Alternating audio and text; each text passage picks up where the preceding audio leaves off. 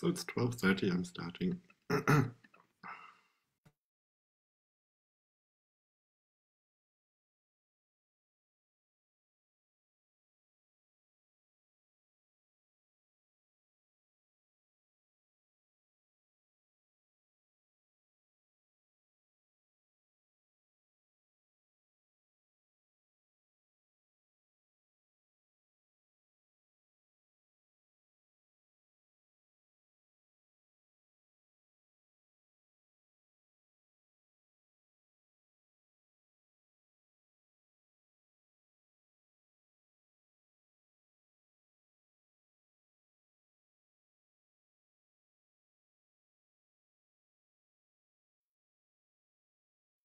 Good afternoon, everyone. I'm Himanshu Chavla, Regional Communication and Program Manager at Friedrich Naumann Foundation South Asia.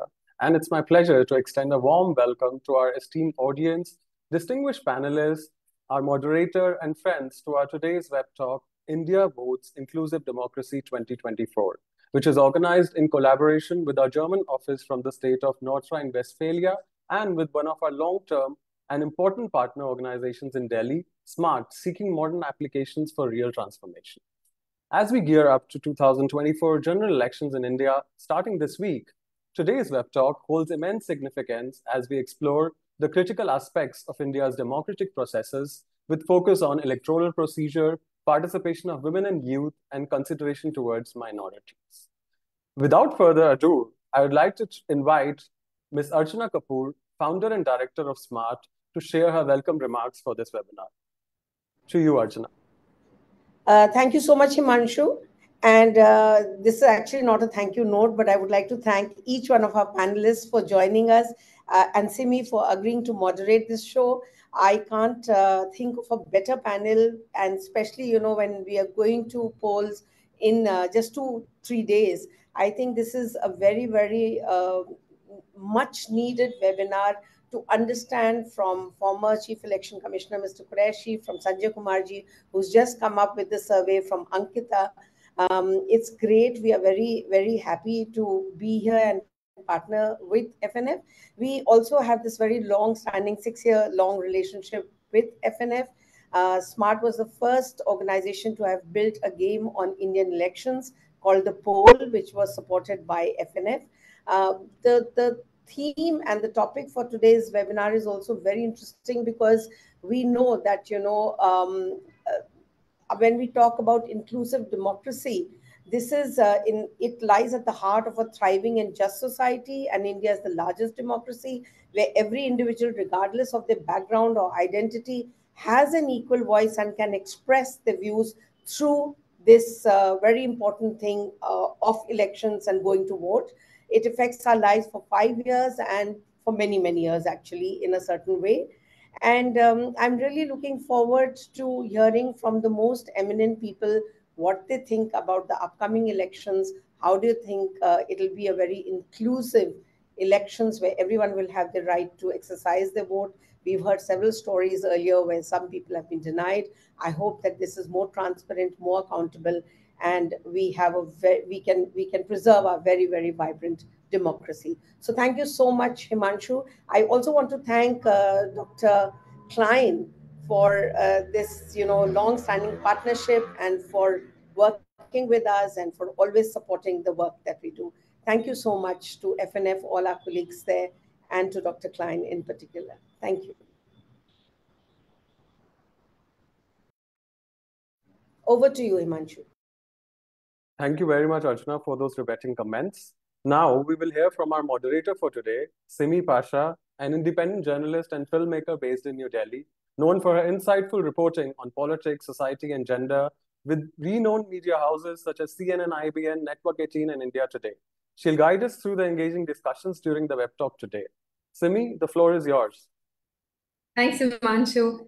We're discussing elections in the world's largest democracy, and they're nothing short of a festival really here in our country. Elections for the 18th Lok Sabha lower house of the Indian Parliament will be held in 7 phases, starting from 19th April to 1st June. Approximately 960 million people are eligible to cast their vote and will be electing 543 members of Parliament.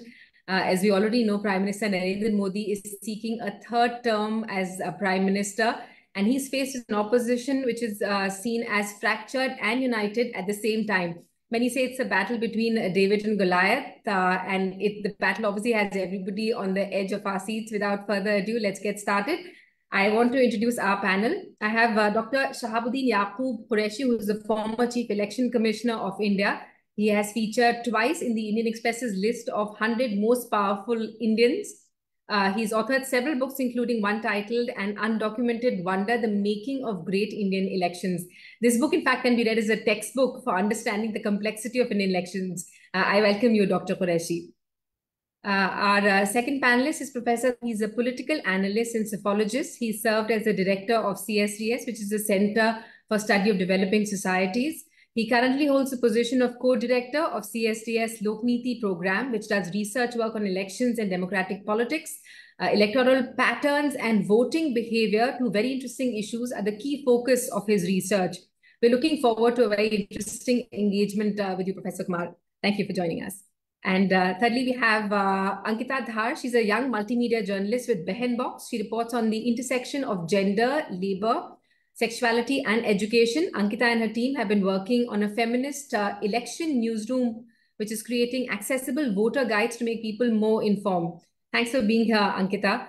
We were also going to be joined by earlier by Dr. Zoya Hassan, but because of some unforeseeable circumstances, she's not been able to join this afternoon. I'll start with Dr. S.Y. Qureshi.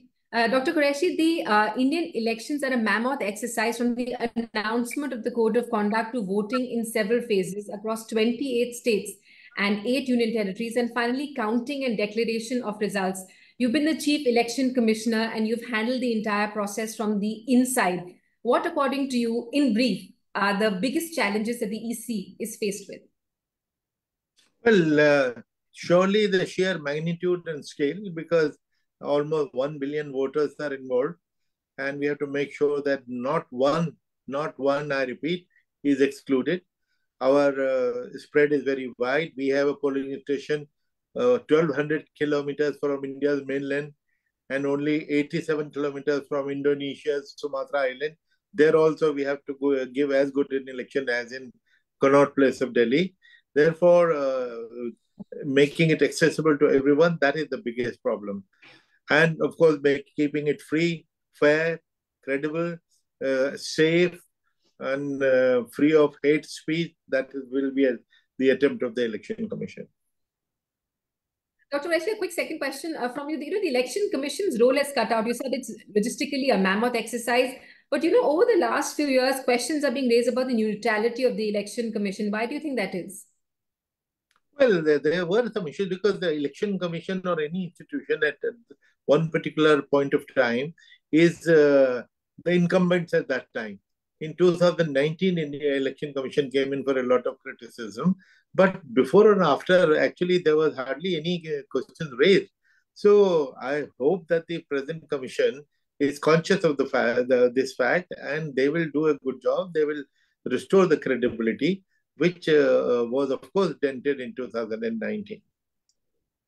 Right. Professor Sanjay Kumar, your team at Lokniti carries out pre-poll surveys and post-poll surveys to determine voting patterns and trends. Can you explain the factors that determine how a certain group of people will vote? For example, the considerations must be different for different groups like minorities, for Dalits, women, migrant workers, the LGBTQI community. How do you determine which party is taking the lead in which community, and what are the issues relevant to them? See, when we do our large-scale survey, this is a randomized sample which we take. We don't go to specific communities of people. We go to, all kinds of people. So when our investigators go to the field, they're not looking for an educated young woman to speak to. So they go to the randomized houses. So they will come across various kinds of people, various kinds of voters, which you mentioned about.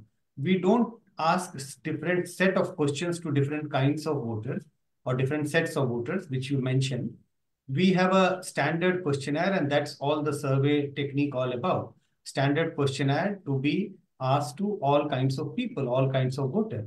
It is only at the time of doing the analysis we try and segregate it, because we also ask the background variables of the voters.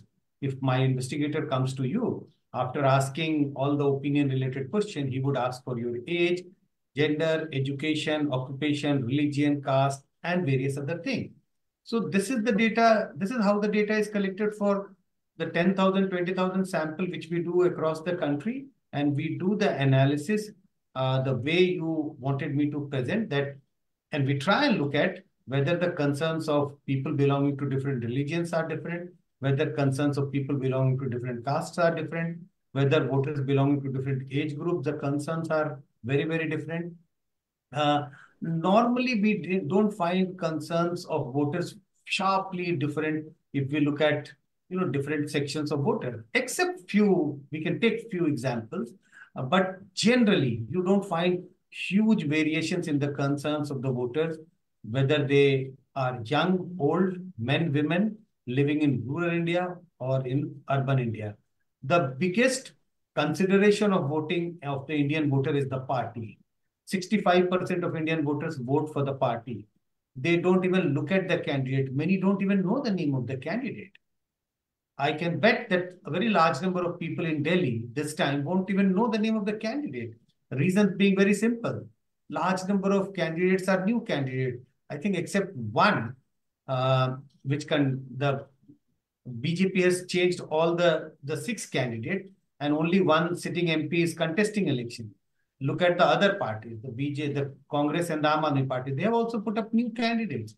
So a very large number of Indian voters, whether irrespective of religion, caste, gender, education, etc., go for the party. They look for the party. They look for the party symbol, and they vote for that.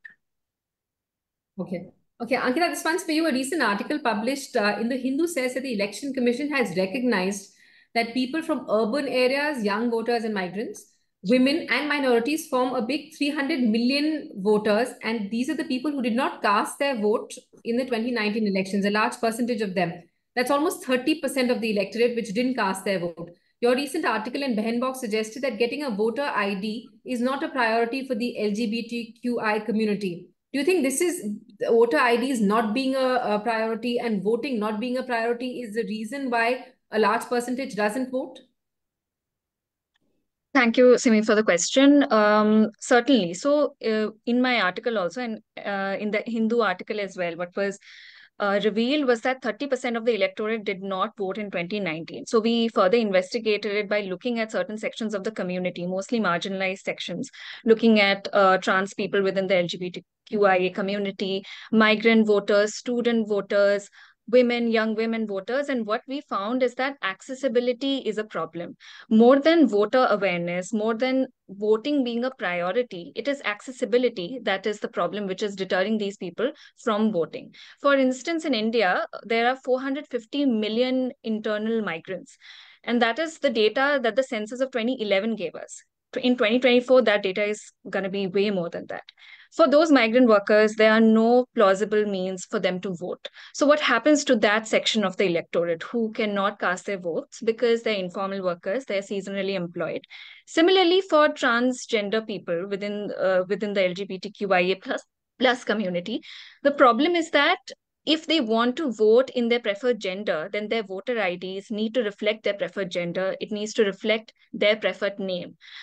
For them to do that, they need to have a TG card or an identity card which affirms their gender identity. Now there's a bureaucratic process involved where, it's hard for them to get a TG card in the first place. So if they do not have a TG card, how do they apply for a voter ID with their updated gender? So this section of people who wants to vote gets left out. Similarly, we also looked at student voters, migrant student voters who go to different cities and towns to study. What happens to them is that they cannot go back to their constituencies to vote. Now the ECI has a form called the Form 4.1, or it's called the Annexure 4.1, where a university student can vote from their university constituency. What they need to do is they just need to get it signed from the university. Now this form, which we investigated, we found through another organization, is nowhere visible on the ECI website. I had to do a great deal of snooping for me to find that. Students don't even know that this form exists. So Young India Foundation, one of the organizations that has been campaigning for young people's voter registration, they have been going from university to university telling students about this form. And most of the students, they didn't know about this form. So this is the way in which large sections of people are excluded. And I can go on and on about it, but I think in the rest of the questions, I can address all the other issues that have come up. Dr. Qureshi, that's an interesting point that Ankita is raising. 30% of the electorate is not able to cast their vote because of logistical reasons. Isn't this something that the Election Commission should be looking at? Yes, of course. The Election Commission is very concerned about the voters turnout, which is why we had set up a voter education division. But there is a lot of disinformation and misinformation here.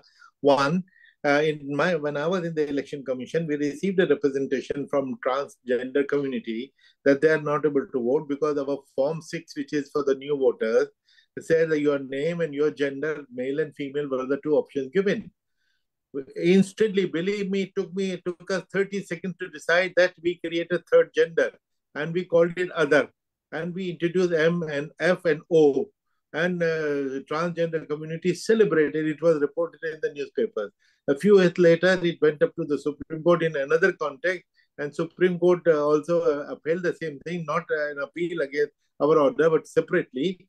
But instead of other, they called it third gender, so it is now T. So to say that they are not able to enroll, I'm surprised, because our form very clearly gives all three options. I'm a male, you are a female, and somebody the third gender, all you need to do is write T there. Now, second thing about students and other migrants, the law is that wherever you are normally resident for more than 6 months, you have to enroll yourself there. A student doesn't come for 2 months, they come for 3 years, 4 years, 5 years. So they have to enroll like you and me as an ordinary voter. And earlier, what used to happen was that you have to cancel your registration where you're coming from and register here, which was cumbersome. We made it easy for you. It says, please apply on Form 6. Just mention your previous address, and we ourselves will get it struck off from there, not your liability. So that you can vote from here. Now, many people say migrants have to go back to, why should they go back? They should vote here because they are living here. And in fact, the political cloud which the vote gets, now if they want facilities, that some people coming, say UP, Bihar, Odisha, wherever, living in some parts of Delhi, if they don't have a vote in their hand, nobody will care about them. Therefore, voting right is more important where they're living rather than back home. When they go back home, they can be restored there. So it seems there are too many slips between the cup and the lip, because provisions have been put into place, but basically the voters might not have been able to connect with it. But it's a considerable percentage of the electorate which is unable to cast its vote. Dr. Qureshi, one more question. We also talk about transparency in elections, and one cannot ignore the topic of electoral bonds, which is currently in the news. The Supreme Court recently struck that down as unconstitutional. Details of payments worth 16,000 crores have come to light, with allegations of crony capitalism and quid pro quo arrangements between donors and parties. The Chief Election Commissioner recently addressed a press conference where he said that transparency is important, but the identity of the donor should also be protected, like his privacy should be restored. How do you see this problem that the Election Commission and the democracy is faced with? Yeah. Although personally, I feel, for 70 years, the same donors have been donating.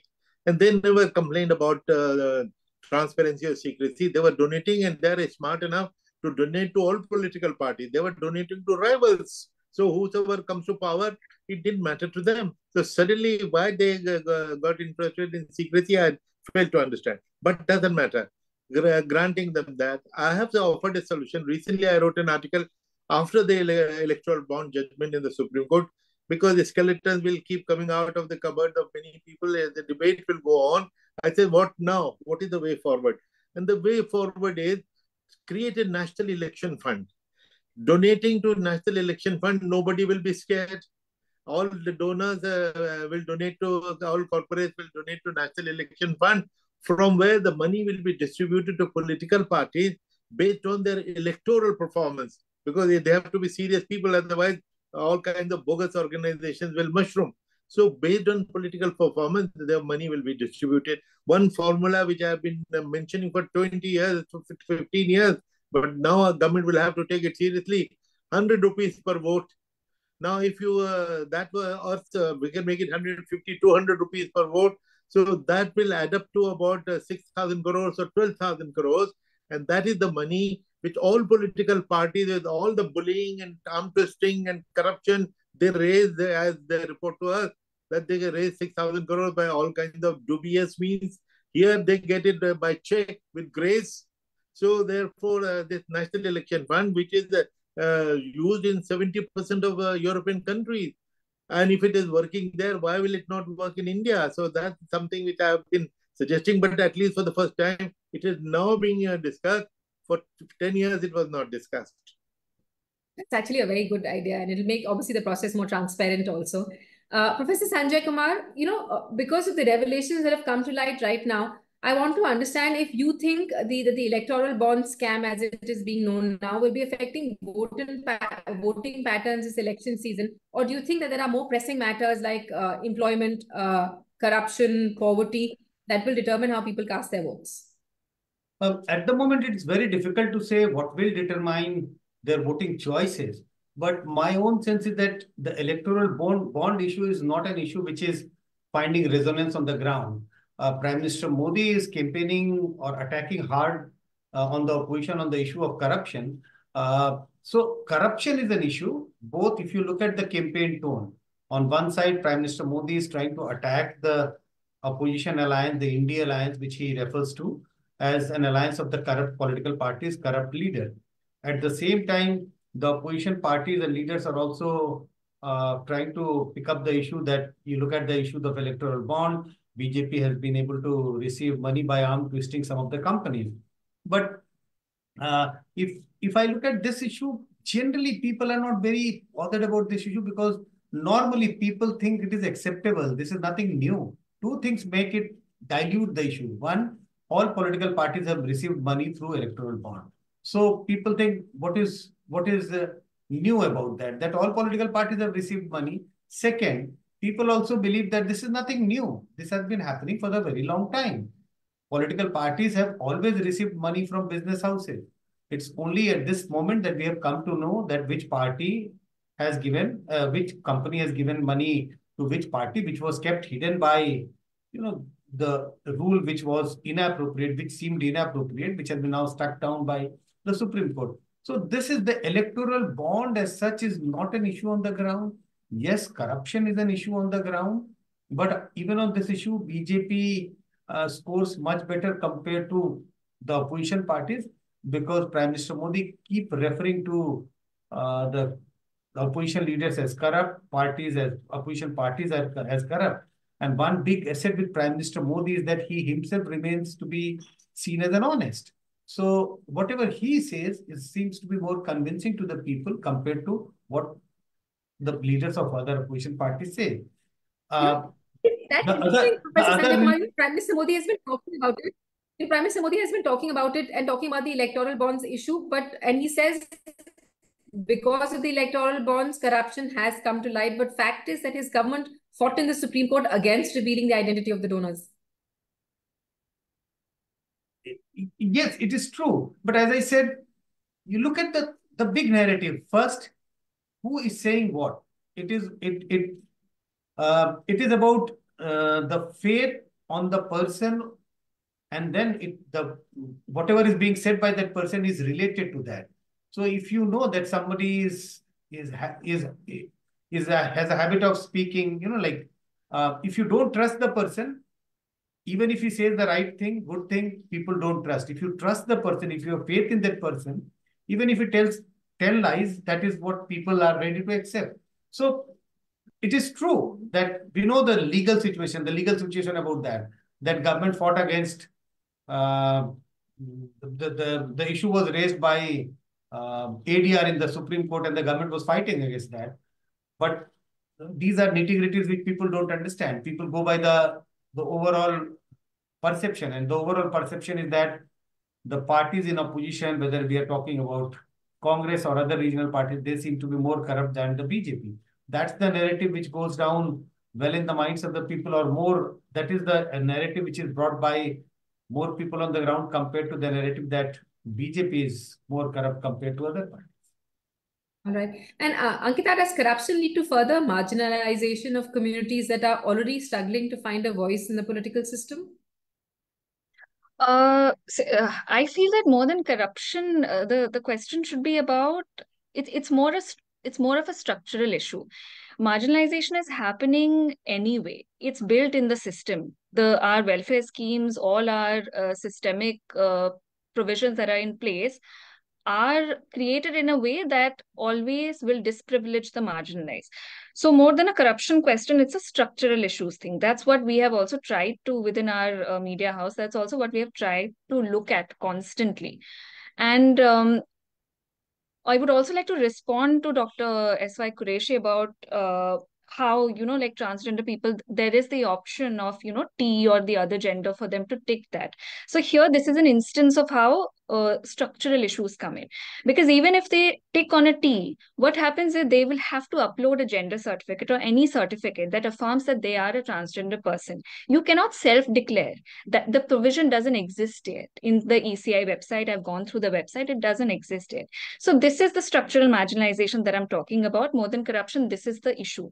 Similarly, for migrant voters also, even if the ECI has provisions to shift one's residence from their constituency to the place that they are in, but we know that the statistics, the data at place is that there is a 31% digital divide between the people of India. 31% of Indians do not have access to, are not digitally literate. So how do they do that?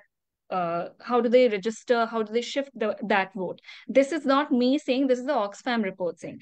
So these are some structural issues that we should be looking at. And it's not like ECI's other chief election commissioners have not done work around it. For instance, in Maharashtra, the former chief election commissioner Shrikant Deshpande, what he did was he set up voter registration camps for NT-DNT women so that they can register as voters and they can use any address as their voter address. Basically, that is one of the problems that emerge, right? Because they keep moving, they're a migrant community, they can't give a permanent address. Similarly, for transgender people also, because you cannot self-declare your gender. So Shrikant Deshpande did this for the trans community as well. He set up a voter registration camp and he made sure that they can pick a sizable section of people, they could self-declare their gender and they could be registered voter IDs. So the thing is that there can be provisions set at place which can address these structural problems, especially for migrant voters, which this is not something that I'm saying, but civil society organizations, activists, researchers have been saying this for a while,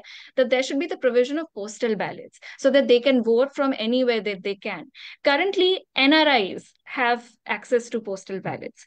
So I just don't understand why a sizable section of people, that is the informal workforce in our country, does not have that provision, but NRIs have that, which is food for thought for us to all think about. Dr. Qureshi, would you like to respond to that? Yes, 2-3 things. Number one, when I fill up a form for application as a voter, the options are male, female, or transgender T, the third gender. When I say male, I don't approve any certificate to prove that I'm a male. I just write M.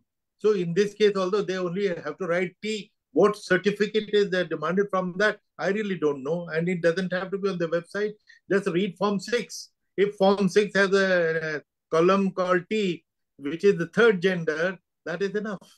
So male, female are the third. So therefore, and secondly, the migrant, 30%, all that. We have a concept of BLO, booth level officer. Booth level officer is either your school teacher or some petty official close by whom you're supposed to know. You should go there. And election commission, forget about being IT savvy. Election commission visits your home, every home, twice a year, door to door. So, therefore, you don't have to be IT savvy just to exactly find out whether your name is missing. If it is, they give you the form. If some correction is required, they give you another form, Form 8. If somebody has to be deleted because he has moved or died, the Form 7. So the fact that this is the only organization which goes door to door to 1 billion people. After that, to say that they have no access and nothing, that is wrong. Finally, people like Ankita and NGOs, I fully understand that many people are not tech savvy. Even I can't find my name Don't please publicize it on the net.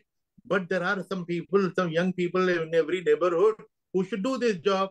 Young people should go to every neighborhood, go to 10 homes and see whether names are missing and help them to do that.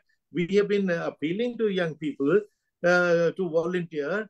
And I think that the movement needs to increase a bit.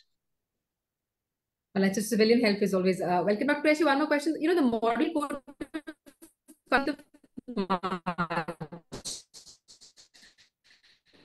voting will take place in 7 phases for the parliament. This will be the largest ever election in the history of independent India, second only to the elections that were held in 1951 and 52. Despite digitization and access to the kind of logistical mobilization that we have, why is the duration of elections increasing rather than decreasing? Yeah, that's actually a good question. Let me first tell you that the reason why we used to have phased election for the last 20, 25 years is only to save lives. Because, you know, there was a time 20 years ago in UP, Bihar, Bengal, where on the poll day, there used to be 100 murders. And in the month leading to the poll, about 1,000 murders. So that is the time when we started introducing what is called paramilitary force, which is nothing but Central Armed Police Force. Once we started sending them, the polls became peaceful. Now, every political party demands that we bring paramilitary force because they are from outside. They cannot be pressurized by the local politician. Now, but that has been going on, and I've been defending it all these years.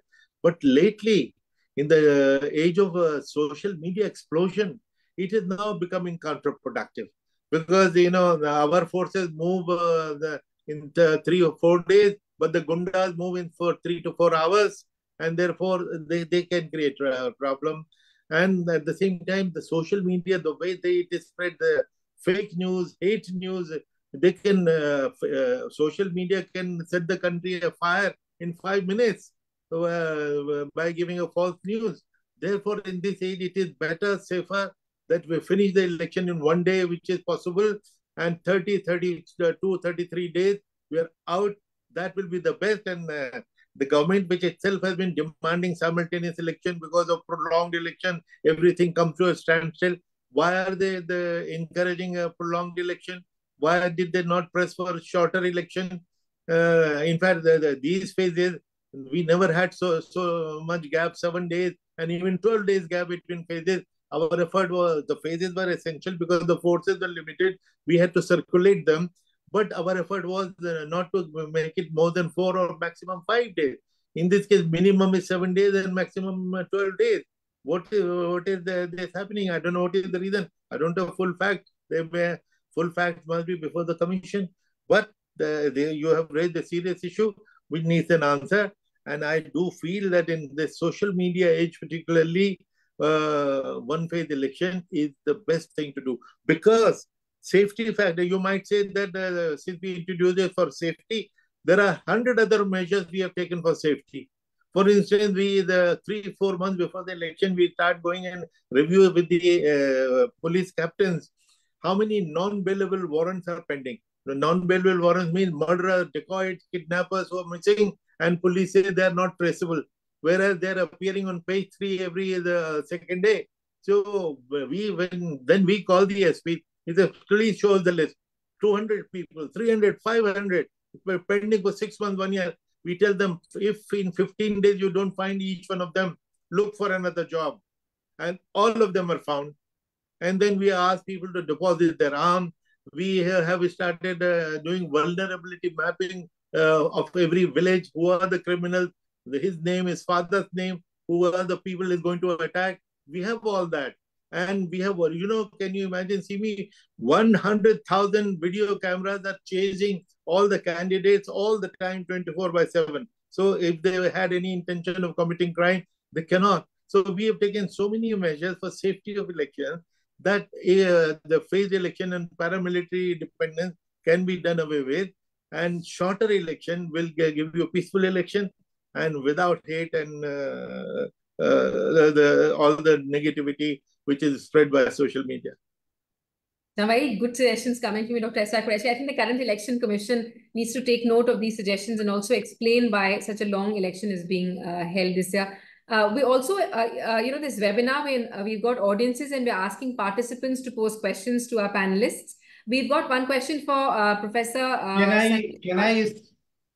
Can I just add a trivia to the entire discussion which is going on about male, female, transgender, and about yes, absolutely, about the updating of electoral rolls and how Election Commission comes door to door every 6 months. This is a trivia that for the last 10 years on the electoral roll, I am listed as women, F, and I have made this request for the correction twice or maybe 3 times. It has not yet been corrected. Even yesterday, a couple of days ago, when I received the list, it is still female, which I again tweeted. So just a trivia to, yes, there is a lot of work which Election Commission does, but I think a lot of effort needs to be done about updating the electoral roll, which is so important because that's the basic tool. That's the basic tool of people's participation. And I still believe there is a lot of problem in that electoral roll. Absolutely, Sanjay. Professor Sanjay Kumar, one of our panelists has a question for you. The question is, Yes, you want to respond? Okay, sir. Go ahead, please. Not respond. Just an interjection. Actually, what Professor has flagged is a very important issue, and I've been saying that all the political parties and opposition parties, they are attacking the EVM. They want to go back to the ballot paper. They're wasting their time. And I've been saying they should focus more on the electoral roll, which is a more crucial thing because the election can be won and lost before the election by the mistake and the manipulation of the electoral roll. That is the more important issue. Sanjay Kumar, female. Yeah, because you have not proved the certificate as yes. Ankita was saying. Tomorrow I will go for a medical checkup to get a certificate that I am a male. Yeah. But are you allowed to vote? When you go there, are you allowed to vote? No, that has always happened. They have always allowed me to vote. Always. Dr. Qureshi, there's one question from the audience which has come for you also, that a lot of questions and complaints are raised to the Election Commission, but like one of our guests is saying that the Election Commission seems to be biased and nobody responds to them. What's the way out? Well, I wish this complaint had not arisen. I'm very disappointed when I hear any complaint against the Election Commission. We didn't have it in our time. We were the most open, most accessible organization. Why they are not so now? It is for them to introspect. Professor Kumar, there's one question for you also. Your organization, CSTS Lokniti, conducts a lot of people surveys. This question is from somebody who wants to know what is the impact of surveys on voting behavior? No, we did try to ask this question a couple of times in the survey, and we figured out that in reality, it doesn't make any difference or very little difference on the voting pattern. What we call, the bandwagon effect and the underdog effect, which is to say, if the survey is suggesting party A winning, there are people who go along with that sentiment that, okay, let me vote for the party A because party A is winning. Why should I be wasting my vote? But there are also voters who don't want to vote for the winning party, and they would say, oh, party A seems to be winning based on the pre-poll survey.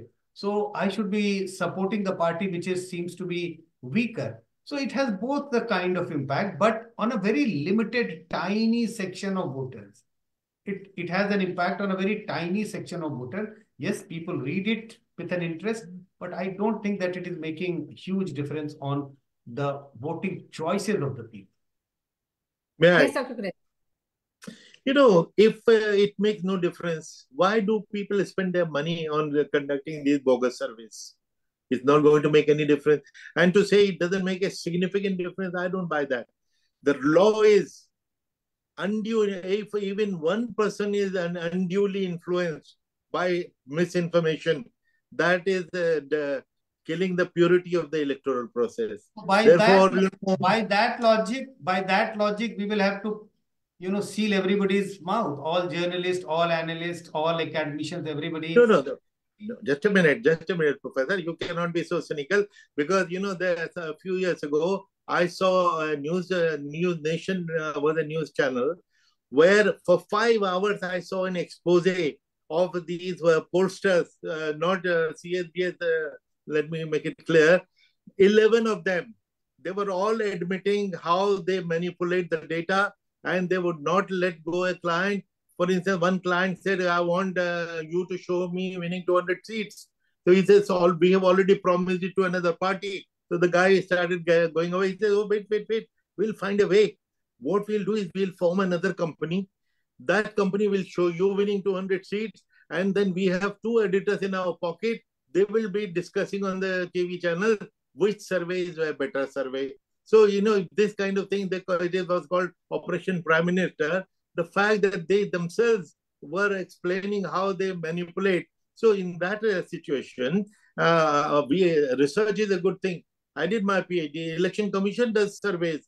But surveys, if they are done with honest intention, CSBS is the only honest survey because they have no commercial motive, but others are totally commercial. And you see the result. And if it was scientific, 2 and 2 will always make 4 if it is a scientific study. It will not make 10 other things depending on how much you want it to be.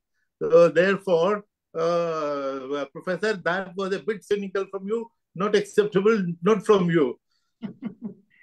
But which is why you also have people survey. I'm happy that different surveys. The results are very different. I'm happy that you have made that distinction. That and that distinction is really there. That we are not pollsters, and I would fully support what you have mentioned about various agencies which are doing pollsters. They are pollsters. We try and do our surveys, academic surveys, very carefully. So. And what you mentioned, I'm also aware of that. I think I've also seen one of those exposes. There is also a popular saying, one of them was saying, Rafu kar sakta hu, paiband nahi laga sakta. When somebody is asking ki, can you manipulate the data? He's saying, I can tinker a little bit, but I cannot change the entire thing. So I'm aware of that. And I also don't have a lot of, or I would say no respect for the kind of polls which are coming these days. On that note, but we're talking about surveys. Professor Sanjay Kumar, CSDS, Lokniti recently carried out a pre-poll survey that was published in association with the Hindu newspaper. Can you please quickly take us to some of the key findings of the survey? It was 7 pages of report in the Hindu. Yes. How do you expect me to tell you what are the key findings? The top but from audience point of view, the key findings, despite having anxieties about economy, price rise, etc., BJP still seems to be holding firm on the ground. People seems to be supporting the BJP. But this is the survey which was conducted in the first week of April. Our estimate is 40% vote for the BJP and 21% for the Congress. So there still remains a gap. The voters have anxieties about price rise, unemployment, but at the same time, there is a huge endorsement of some of the work done by the BJP government, which is about Hindutva, Ram Mandir, Article 370. And don't forget, a very large number of Indians in the survey believe that one of the biggest achievement of this government is that India has emerged stronger on the world map. And all the credit of this goes to Prime Minister Modi. And that is what makes Prime Minister Modi a very popular Prime Minister, even at this moment. But, Professor Sanjay Kumar, this is what I cannot, understand, or I struggle to understand at times, because your survey says that unemployment, price rise, and development are top issues. Neither corruption nor Ram Mandir have been mentioned by voters as their most important concern. Yet, the NDA, which is led by the BJP, emerges with a 12% lead over the rival India opposition. How is it that despite personal hardships, economic, social, and otherwise, people continue to support the government in power? What is the dichotomy? Why is there a dichotomy? These are different considerations. Yes, I am worried about price rise. I am also feeling the pinch because I am uncertain about my job. But when I look at, my sense of Hindu pride, and I think, oh, now I have a sense of pride that I am Hindu and now Hindus have got a Ram Mandir in place. This is a thing which was not possible for any other government for the last 500 years. This is a big achievement. So which issue do you give importance to? Remember the question which is which you are referring to, unemployment, price rise. This is what we call an open-ended question. We don't offer menu. We just say, okay, which issue you think is going to be an important issue in this election, and on the top of people's mind, because they are encountering in the day-to-day life price rise and unemployment. So price rise has been mentioned by 23% people as the first option, and unemployment has been mentioned by 27% people. Just 1 minute to give you an example. You go to a restaurant and the waiter comes and say, ma'am, what do you want to eat? There's no menu in front of you. And you suddenly say dal makhani. Okay? But dal makhani is served, but at the same time, the waiter comes with a menu and maybe few other dishes. So along with the dal makhani, you also have paneer, you also have kebabs, etc. And now you think, oh yaar, dal makhani to galat hai, bekar hai. I don't like dal makhani. Kinare rakho isko, thoda kebab kha le. Navratra चल रहा है, but ठीक है, we can give an example of kebab. कबाब खा लें या पनीर खा लेते हैं, छोड़ दो दाल मखनी. मैंने बोल तो दिया था दाल मखनी, लेकिन खाने के लिए तो कबाब ही खाना है और नहीं. That's what is happening. People are worried about price rise, unemployment, but at the same time, they are being served different things on the plate. It's not only unemployment and price rise on the plate. There are few other items on the plate, and then you have to figure out which one you think at this moment is more important. और लोगों को लगता है, people, large number of people think price rise is high today, tomorrow it can come down. Unemployment is there. Maybe this is a problem, perennial problem cannot be solved. But look, the achievement of this government. Ram Mandir is there. 370 has been removed. India's image in the world has gone up, etc., etc. All right, Ankita, this is something that I want you to respond to as well, as somebody who works on the ground as a field journalist. People seem to be voting despite their personal circumstances. That's the question. Like, they are voting despite the personal, but that's an assumption. Is there more to the question? Their personal circumstances do not seem to affect their voting pattern. The question is, or the way in which they're voting. You may be unemployed. You may not have, you may not have bread on your table. You may not have access to healthcare. Your child might not be going to school. But because there is an emotive issue at hand, people are voting for emotive issues rather than their own circumstances. They don't think that a political party or a change in government can sort of improve their circumstances. Yeah, it seems like that. So from my interviews, and because I mostly report on gender issues, I mostly talk to women across communities. There's also a sense of the women that I've been speaking to, mostly young women. Most of them want to vote. It's not like voting is not a priority. And most of the people that I've been speaking to have been really passionate about all these issues, be it unemployment, education, and all of the progressive things that we talk about. But even as we're saying that there's a great reliance on, like one party has been dominating the political landscape for so long, and there isn't a strong enough opposition, and the way that the media has portrayed the kind of things that the government has done, it creates a sense of kaha jaye hum. ये भी गलत है, ये भी गलत है. This is something which is familiar. So I might as well just go to this because, they have a structure at place. They know what they're doing. It might be really bad for me, but I don't know what to do.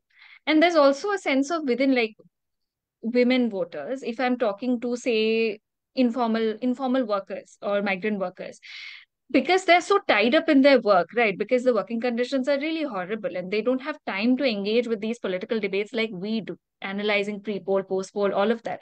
So they will look up to me and try to understand, who do you think we should vote for?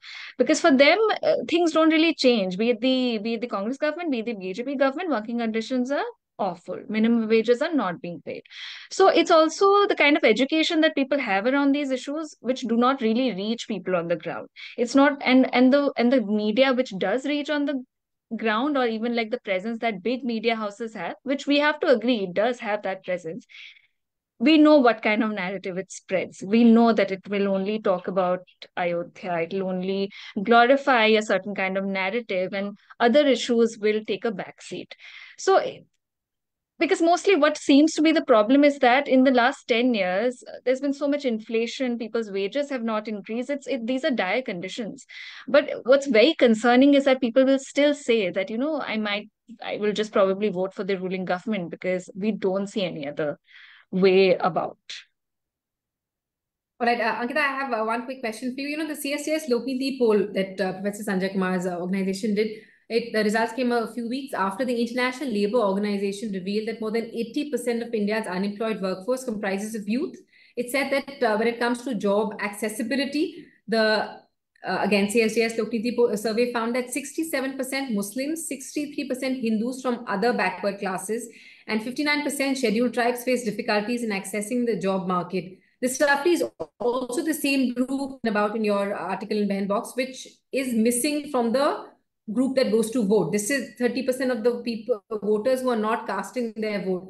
So despite their issues not being addressed, why is it that these people are not casting their votes? I would say this is an accessibility problem. That's the whole idea that we have explored in the article that we have published at Behan Box. It's because even there are provisions which exist at place, which are very well intentioned, and it has been done really well. But the thing is, on ground implementation doesn't work. Lots of people don't know how to say, register their vote, shift their residence, who to go to, even if voting is a priority or not. So that's one of the problems that I faced, and especially because we've been talking to young people across, young women, especially young women, for our My First Vote project. It's a multimedia data project where we're trying to interview, say, 100 women, gender diverse people from diverse communities, whether they are being able to vote or not. So we have done some 50 interviews so far, and it seems that most of these women, they are very keen and eager to vote, but 20% of that population will not be able to vote. And these are all structural reasons. They have shifted somewhere else. They don't know how to shift their gender. They know it's on the, I told them it's on the ECI website, but they have not been, the information has not been promulgated enough that they know about it. Their colleges have not talked about it, or people in their communities haven't talked about it. Or with gender diverse people, it's the same thing. The TG card, you have to affirm your gender. It's for male and female, you don't have to do it, but for transgender people, you have to give a gender certificate. So, and then there are other issues which which are concerns around mobility, women's mobility. So if these are these young women who have gotten married and shifted to another residence, they don't have the time to go back to their constituency and vote. There can be several reasons: domestic, household chores, etc.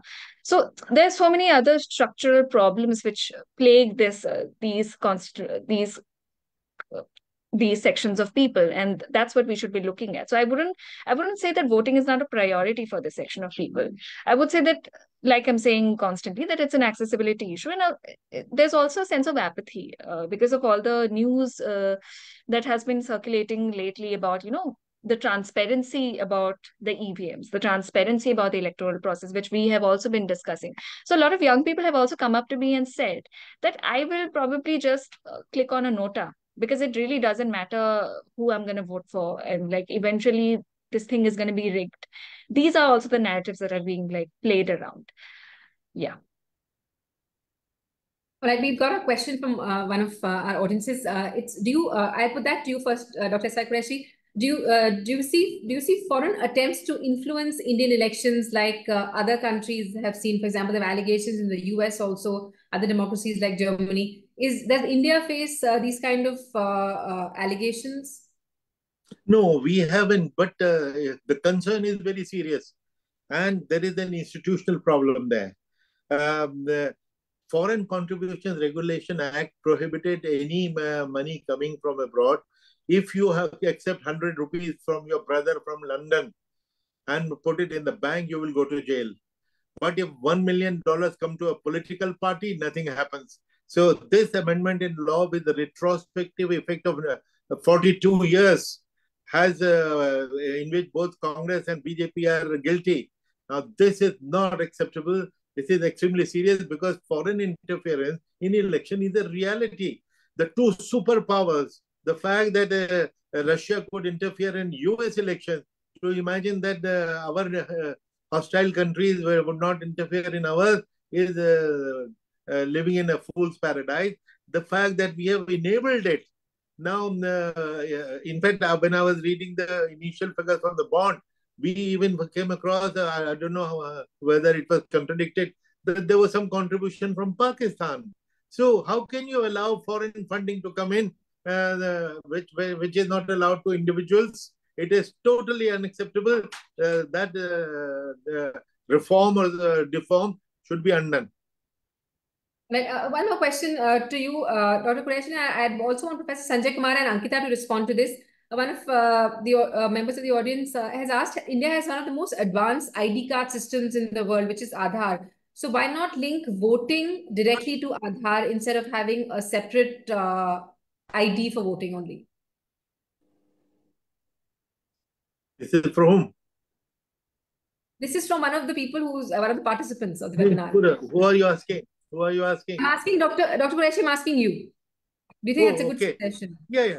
No. In fact, our own ID card preceded Aadhaar. In fact, when Aadhaar authority was being set up, Nandan Nilekani came to meet me. By then, we have a database of 550 million. And that was the time when they started collecting biometrics in Goa. So we decided that since you're collecting it for the whole country, we will stop collecting it. And once you have all the data, we will put the two things together. So that is where it stands. After that, there has been a ping pong going on. The Supreme Court once declared it illegal, then allowed it. And Election Commission allowed linking, then disallowed linking. So that there has been lack of clarity, which needs to be settled once for all. I was all for it because for nothing else except finding the duplicate voters. We were using deduplication softwares across the country, different districts, and there were many duplicate voters which were there. Aadhaar would have solved the problem. Now, secondly, there are two things. Use of Aadhaar for identification of voters is essential, is very good. But linking of Aadhaar with any possibility of identifying the voting pattern, not acceptable at all. Absolutely not. So that we have to take care that Aadhaar is used only for identification of the voter and nothing beyond that. All right, Professor Sanjay Kumar, would you respond to that? That something like this would help getting more people, enable more people to cast their vote. No, I don't think it has any relationship with the turnout. That if this is done, more people will come to vote. A pan-India card, which is not location specific. Even today, if you go to cast your vote, it is not mandatory that you have to carry your EPIC card. You can go with, there are 18 kinds of identity. Any kind of an identity card, you can go. And these days, I think, correct me if I'm wrong, Dr. Qureshi, even these days, the slip which I was showing, because now the slip is being distributed by the Election Commission, that itself is to be treated as an identity of the voter. But we can Absolutely. You can go to the polling station with any identity. Yeah, but then let me answer, Simi, your question that you carry your card and you vote or anywhere. That is not possible because that implies that I'm voting, sitting in Delhi, I'm voting for a candidate in Kerala. My machine has only the candidates for that constituency. It doesn't have 4,120 constituency data. So that will only happen when internet voting is allowed, which is not foreseeable in the near future. But there was a discussion on this recently when Election Commission had invited people from political parties, from various political parties. And the idea was to, on a machine to have a provision of almost 45 to 50 constituencies to be voted on one. So there is a discussion. A discussion has started taking in this direction, but I think it's a long way to go in that direction. Yes, quite right. The Election Commission, you are right. They called a discussion, but I think they almost abandoned the idea because it was not feasible. Because why only 40 constituencies? There are 4,120 constituencies. What if I am outside those 40 constituencies? Therefore, this selective aggregation did not make any sense, which is why perhaps the Election Commission did not follow it up. Dr. Qureshi, there's another question that's coming, and I think it's from Germany. It says, shouldn't India move to a system like Germany, which has a mixed member presentation, as many electoral researchers have termed the German election system as one of the best available today, or like even Sweden, where that vote percentage equals to the number of seats in parliament? Yes, that is a very good question coming in. I'm so delighted because, when I wrote my book, which is called An Undocumented Wonder, The Making of the Great Indian Election in 2014. And before the election was completed, and I had analyzed all the systems which were available, including the first past the post system which we follow, and the proportional representation or mixed system which Germany follows. And I had supported first past the post system. But after the 2014 election, in my third edition, I had changed my stand because of a specific thing which happened in UP. BSP got 20% vote share, 20% with 0 seat. Now, that is not representative democracy. That is when I changed my mind and I said the German model is a good model and they have a mixed model. Half is first past the post, the other half is proportional representation, because with 20% vote, BSP should have had at least some voice in parliament, and having 0 voice was totally undemocratic and unfair. And I think we need a national debate on this system. German model, incidentally, although an ideal model, but is a little more complicated because it's a highly educated society. A simpler version of the same model is available in Sri Lanka, and even simpler, closer home in Nepal. I think we should follow the Nepal model now. Right.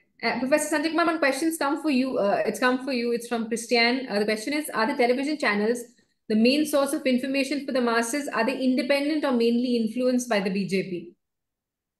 Oh, there are 2-3 questions in this.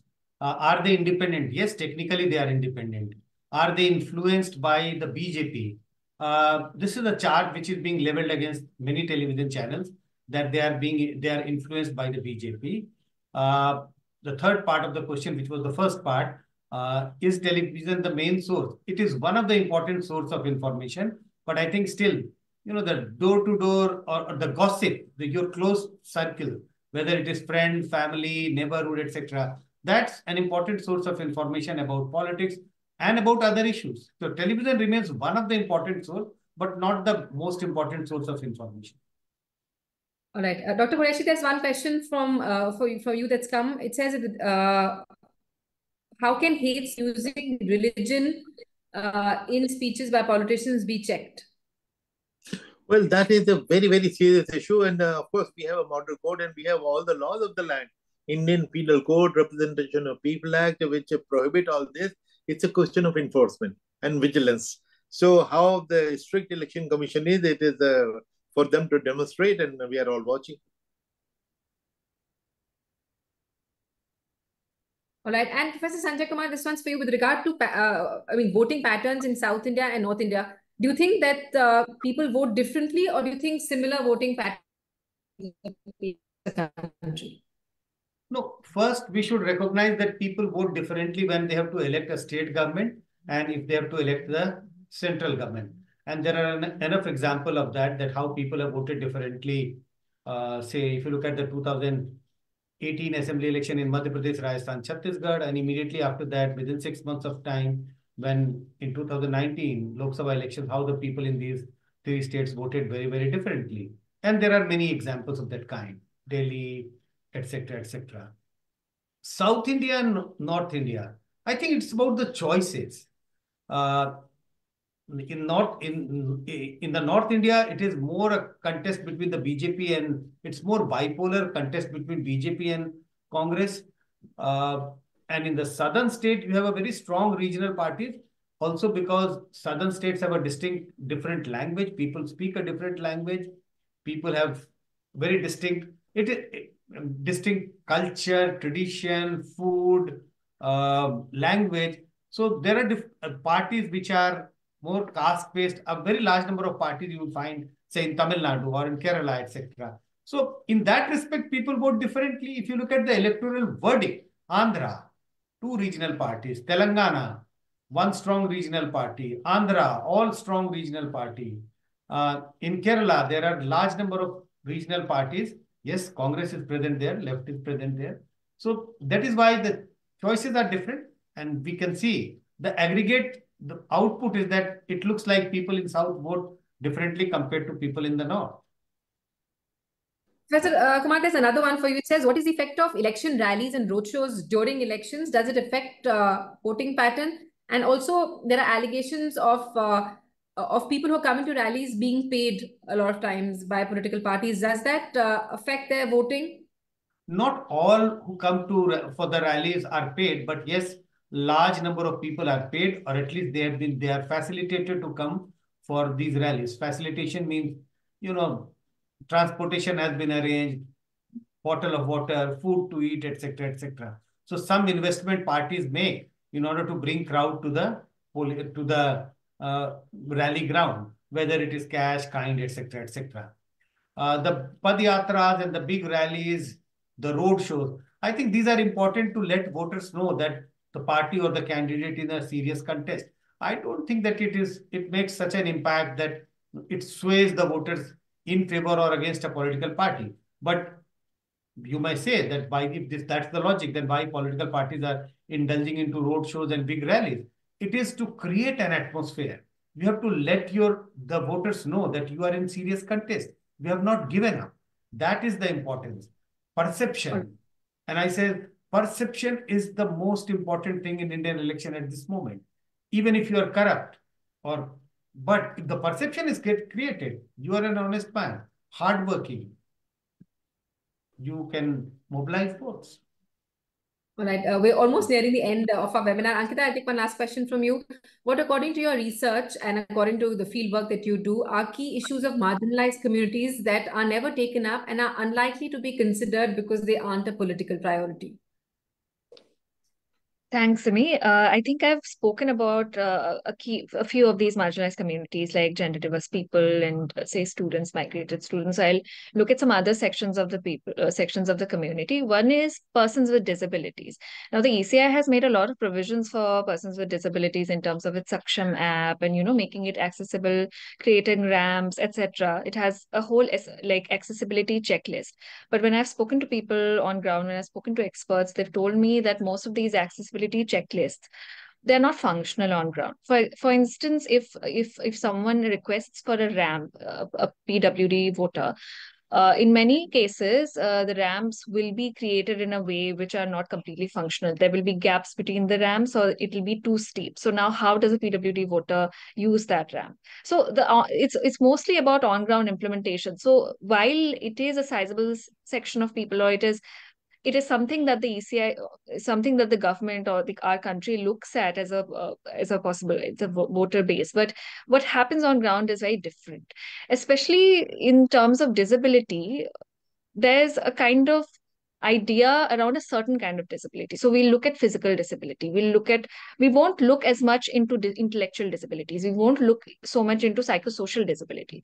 So there was this one person, this NGO person who I was talking to, who is based in Chennai, and they work with people who have mental health issues and other psychosocial disabilities who he wanted to register as voters. So he went to the required officials in that town to get their voter IDs registered. Now, the problem is that they're also homeless people. So they don't have a permanent address. So how do you use, what address do you use for their voter ID? So there are ways to do that. The ECI has provisions, for homeless people. You can use some certain destinations. Now, the problem here, what happened is that these two people, they went to this official, and then the official said that, but these are people with intellectual disabilities or psychosocial disabilities. How can they vote? They don't have the function or the capabilities to do that. So the thing is that ground level officials are not sensitized. There's the stigma around people with disabilities. And then the NGO person, he said that, even if they have mental health challenges, but they're functional people. They have that wavelength to cast their votes. And then the official said that then why do you want to mark them as PWD voters? Then that is a forgery. They shouldn't be counted as persons with disability. So this is what the scenario around the disability section is, especially with psychosocial disabilities.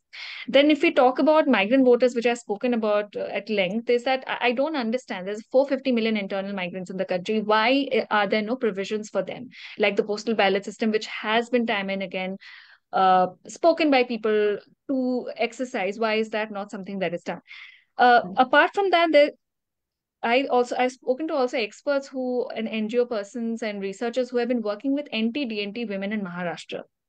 And they have their particular problems, which is that first, they're a migrant community, so they don't have a specific address proofs.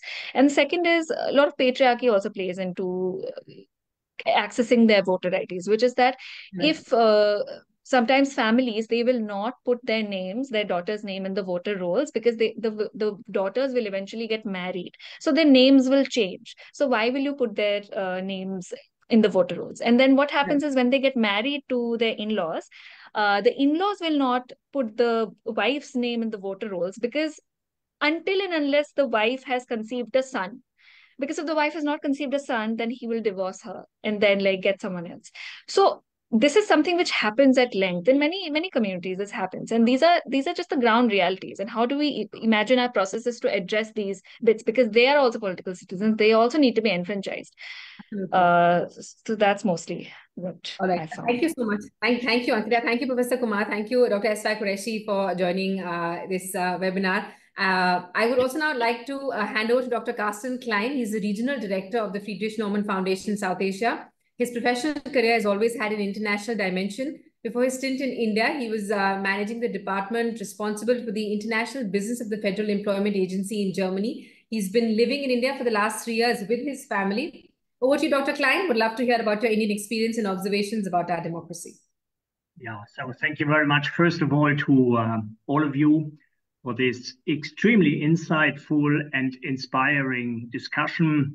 Thanks, Pasha, Mrs. Pasha, for the excellent moderation. Of course, thanks to you, Honorable Dr. Qureshi, for joining us, for giving us the chance to discuss with us. Professor Kumar, great that you were there. And of course, also thank you very much, Mrs. Dar, for bringing in also some different other perspectives. Let me just generally say that I really feel extremely honored as a convinced Democrat to be part and to be guest in the country during this extremely interesting process of elections in India.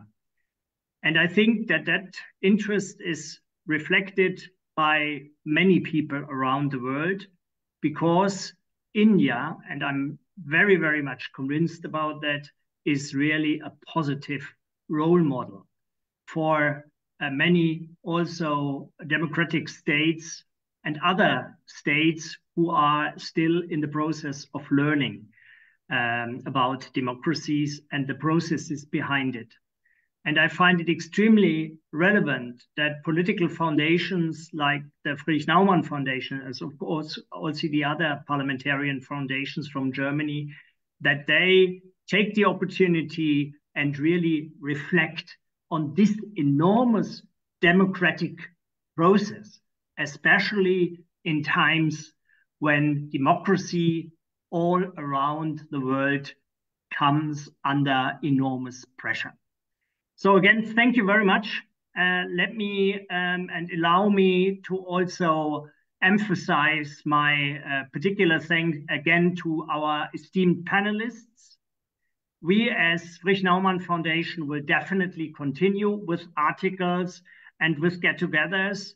And I hope that you might also join us after the elections. And then we might have a bit of a wrap-up or a assessment after the elections together. That would be extremely thrilling. But allow me also to thank the colleagues in the North Rhine-Westphalia office of Friedrich Naumann Foundation. You know that there is this very large interest and it is reflected by our colleagues in Germany. Thank you, Mr. Budrich, and thank you very much, Mr. Fischer, not forgetting my own team, especially Mr. Chavla, Mrs. Manjari, Mishra, and all the colleagues. And last but not least, special thanks, dear Mrs. Kapoor, to your family and to your extremely eager colleagues from SMART. It is always, as you said in the beginning, really a huge opportunity to work together with one of the most important players of political education in the country. You said that you did enormous efforts on making democracy and other construction structures in India more visible by gamification. You have a lot of range of other activities. Thank you very much. Again, best wishes to our panelists. Thank you very much for the esteemed audience. Please stay in touch. We are very, very happy if you could give us a comment. We are from now onwards also open with this event on social media. Thank you very much. Let us stay tuned and let us all have a very safe and good election here in India. Thank you very, very much.